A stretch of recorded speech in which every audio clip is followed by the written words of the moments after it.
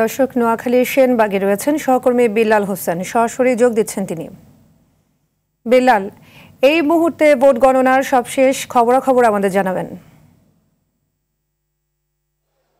আপনাকে বলে রাখি যে ভোট গণনা কিন্তু শুরু হয়েছিল বিকাল 4টায়, দিনের 8টা বাজে ভোট শুরু হয়, কিন্তু শেষ হয় 4টা, তারপরে কিন্তু গণনা শুরু হয়।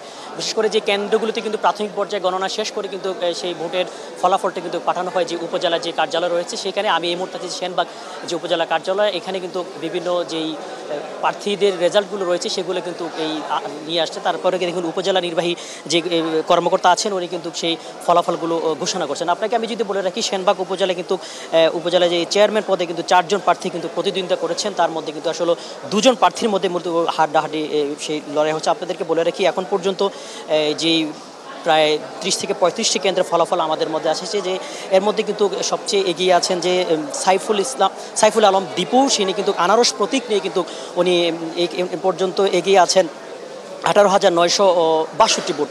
তার যে এই প্রতিদ্বন্দ্বী প্রার্থী দোয়াত কলম মার্কায় পেয়েছেন 14,657 ভোট কিন্তু এখন পর্যন্ত পেয়েছেন। পাশাপাশি যে অন্যান্য জেলায় অন্যান্য যেই কেন্দ্রগুলো রয়েছে প্রত্যেকটি কেন্দ্রের কিন্তু ফলাফল কিন্তু আসছে। আর এছাড়াও বলে রাখি যে এখানে ভাইস চেয়ারম্যান, পাশাপাশি যে মহিলা ভাইস চেয়ারম্যান রয়েছে তাদের ফলাফলগুলো কিন্তু এখানে আসছে।